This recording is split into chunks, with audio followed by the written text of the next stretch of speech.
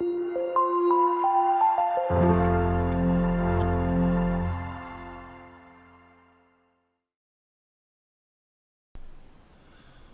meus amigos, tudo bem? Então, seguindo aí o estudo da legítima defesa, nós estamos vendo os requisitos, né? E os requisitos objetivos.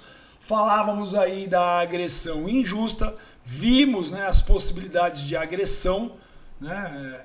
Agressão como conduta humana, né? E é isso que prevalece, conduta humana consciente e voluntária dirigida a agredir.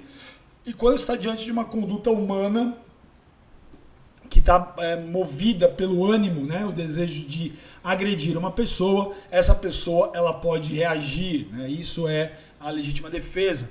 E vimos aí a questão do animal, tomando cuidado que se a agressão do animal for espontânea, aí é estado de necessidade. Se o animal for instigado a atacar por um ser humano, aí cabe a legítima defesa contra a conduta do ser humano que instigou, né? Nós temos também a questão do inimputável, que prevalece na doutrina a possibilidade de legítima defesa de conduta de inimputável, e também vimos a questão da ação ou da omissão, né? É possível também legítima defesa contra a conduta omissiva e também legítima defesa contra a conduta culposa, tá? Então olha só a riqueza aí só na agressão, né? Então vamos dar uma olhada, a agressão injusta, né? Então o que é isso, né?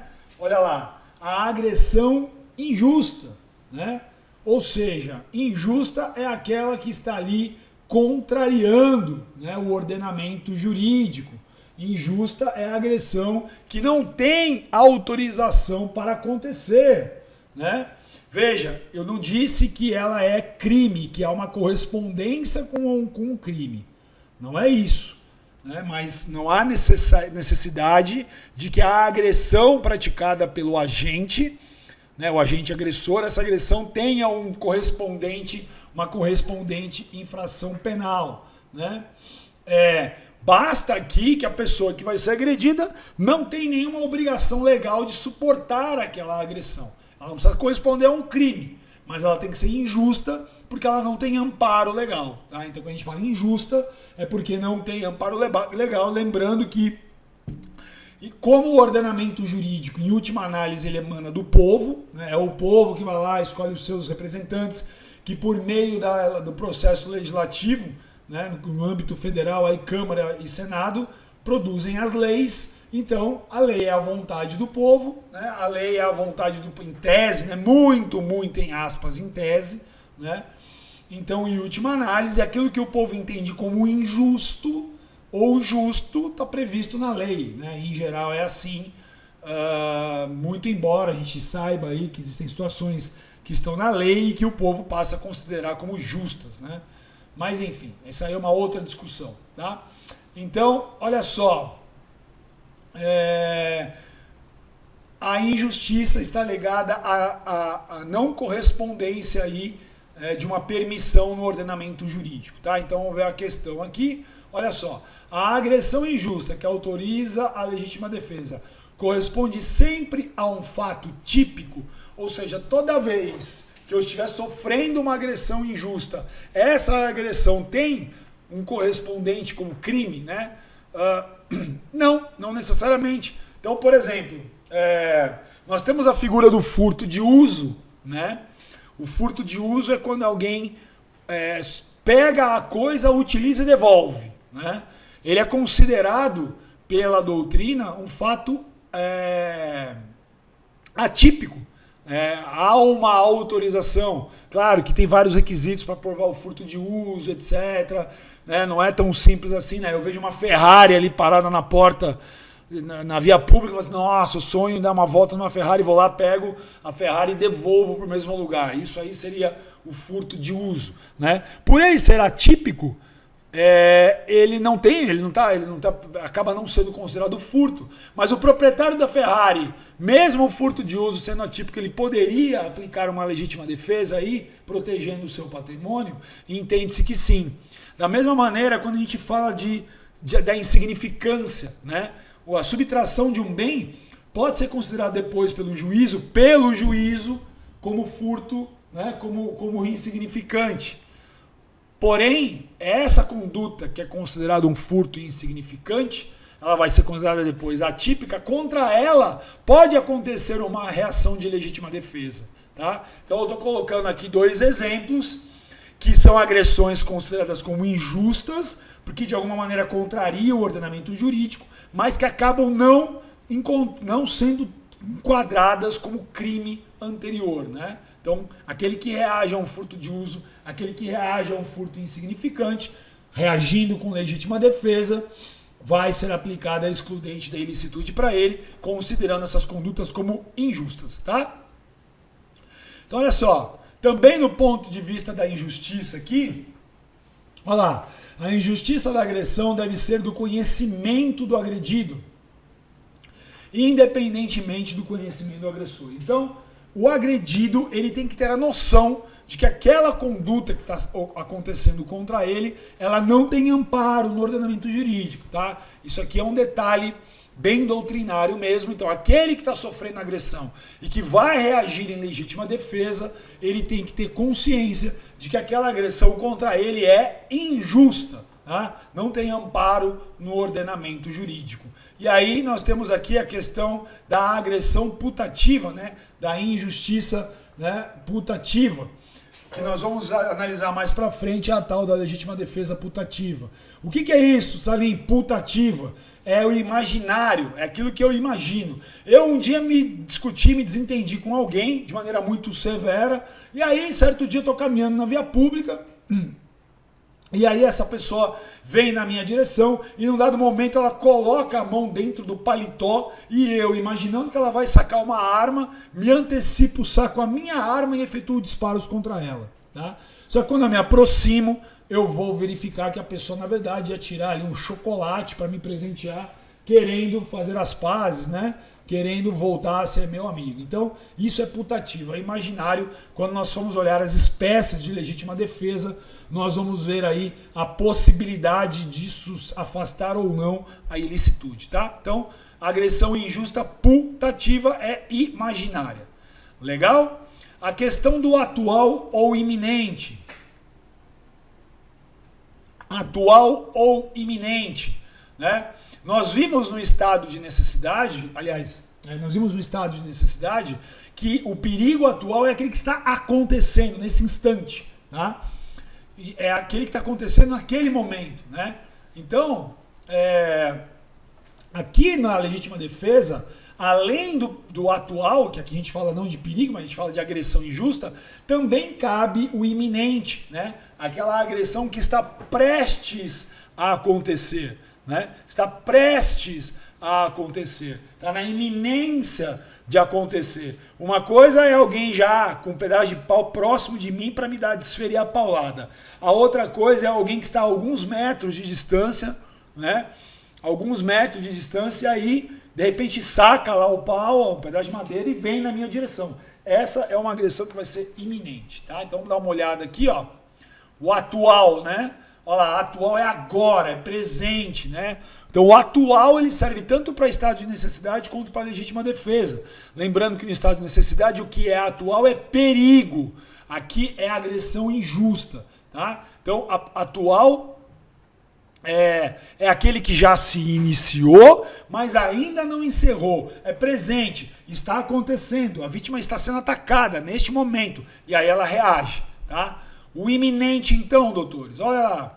O que é o iminente, como eu disse? É aquilo que está ali num futuro muito imediato, muito próximo, prestes a acontecer, tá? Então, isso aí iminente, está ali. Não é nesse instante que está acontecendo, mas nos instantes seguintes a agressão vai acontecer, tá? Então, alguém que está a alguns metros de distância da vítima, né, saca ali um pedaço de madeira, uma faca, enfim, e vem, né, percorrendo alguns metros em direção à vítima. Isso é uma agressão iminente. Ela está na iminência de acontecer ali, já muito, muito próximo, tá? Então,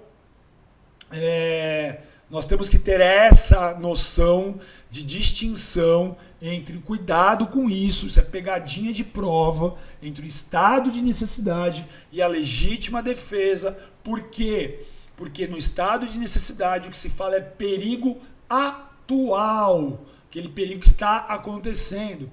Não se fala em iminência. Já aqui, na legítima defesa, nós temos os dois. Nós temos tanto a agressão atual injusta, quanto a iminência de uma agressão injusta. Tá? Nós temos os dois aspectos aí.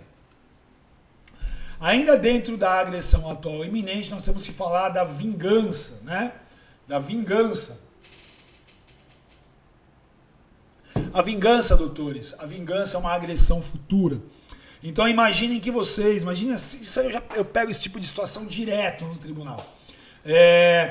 As pessoas estão ali no bar, jogando baralho, sinuca, tal, se desentendem por causa do jogo. Aí, por exemplo, uma delas desfere um tapa no rosto da outra, tá?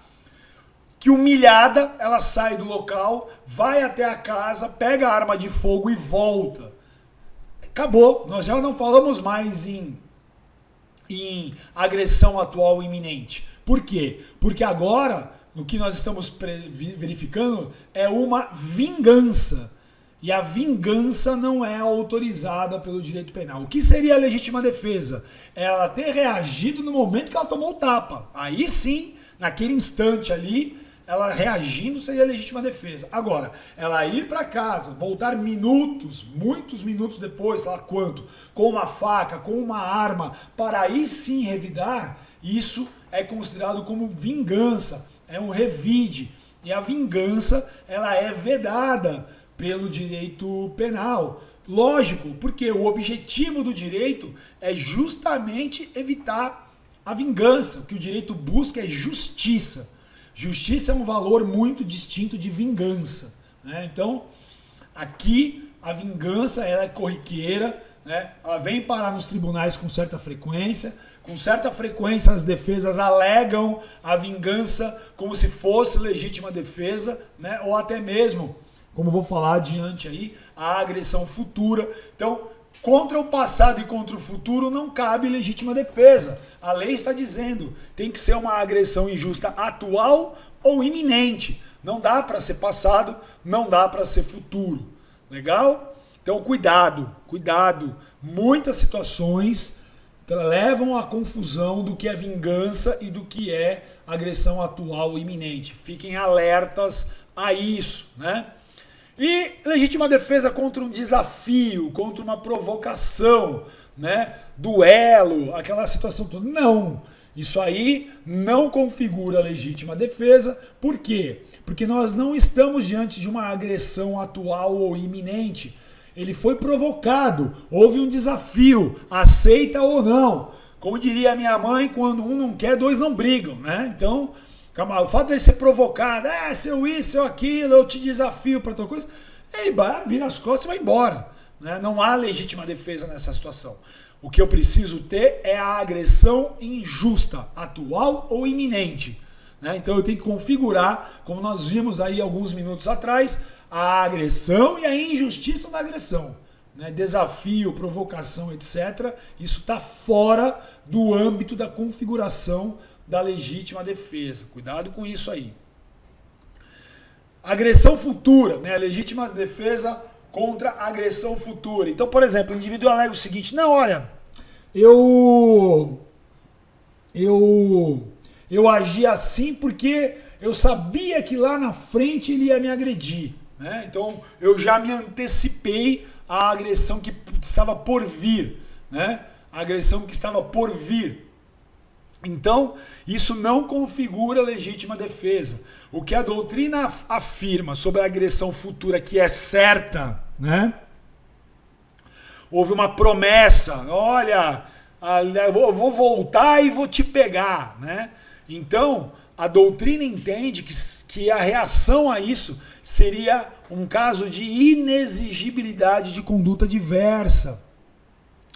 A inexigibilidade de conduta diversa, como nós vamos estudar, é um elemento da culpabilidade. É mais adiante que nós vamos ver isso, né?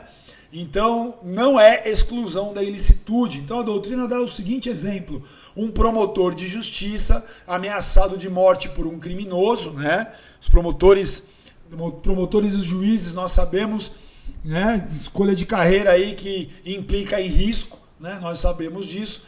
Principalmente o promotor que lida aí na área criminal, né? Ou até mesmo na improbidade administrativa, com questões eleitorais, nós sabemos que existe aí um risco de vida, né? Então o promotor aí que foi ameaçado, né? Foi ameaçado por pessoa que promete matá-lo dali em 6 meses, ou se não acontecer tal coisa, né? Ele vai e age. O que a doutrina entende é que isso não é caso de legítima defesa, e sim de inexigibilidade de conduta diversa. Não se poderia exigir dele que se comportasse de outra maneira a não ser com uma postura reativa. Tá? Então, mas isso não configura legítima defesa. Nós vamos, no momento próprio, mais adiante, nós vamos estudar aí a culpabilidade, né? Que é o juízo de censura. Né? Nós vamos aí a fazer o juízo de censura. O indivíduo ele tinha capacidade de compreender o caráter do fato e mesmo assim ele agiu. Né? Isso é o juízo de censura. Ele tinha condições de se frear. A culpabilidade é isso. Ele tinha condições de frear o seu ímpeto, de frear a sua reação. Né? Ele tinha capacidade de compreensão que ele deveria frear a sua reação. Mas ele não age. Né? Então, um dos elementos da culpabilidade é a inexigibilidade de conduta diversa. Então, aqui, neste caso, a doutrina entende que configura não legítima defesa, né? A reação a uma agressão futura não configura legítima defesa, mas sim inexigibilidade de conduta diversa. Bom, atos preparatórios, né? Atos preparatórios, em regra, eles não autorizam a legítima defesa, né? Mas existem aqueles que defendem o seguinte exemplo: o agente que subtrai a arma do agressor que pretendia matar um terceiro. Então vejam só, o agressor, quando ele adquiriu a arma, ele obteve uma arma visando matar uma terceira pessoa, como nós já estudamos dentro do iter criminis, isso é um ato preparatório, né? Lembrando que o iter criminis ele tem o quê? A fase de cogitação, a fase de preparação, a fase de execução e a fase de consumação. Então, quando alguém pretendendo matar uma pessoa, ela adquire, obtém uma arma, isso é um momento preparatório para aquele crime que está por vir.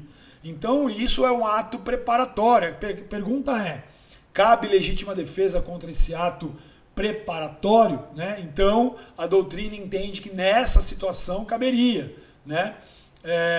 Ele não praticaria o furto, né, porque ele está pegando uma coisa que não é dele. Né? Ele vai lá e tira a arma do indivíduo que pretende matar o terceiro. Isso encaixaria no crime de furto. Né? No crime de furto. Mas ele não vai responder por furto, porque a doutrina entende que, nesse caso, aplica a legítima defesa contra esse ato preparatório. Legal? Estamos bem até aqui? Então, vamos seguir aqui. Vamos ver então, nós vimos aí a questão da agressão injusta, atual e iminente. Aí vamos ver o uso moderado dos meios necessários. Só tomar uma água aqui.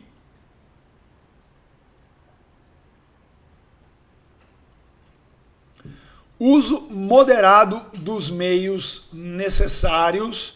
Vou deixar para o terceiro bloco da aula, nós já estamos se aproximando aqui aos 20 minutos, então eu vou interromper por aqui, nós voltamos aí no próximo bloco para ver o uso moderado dos meios necessários. Até já!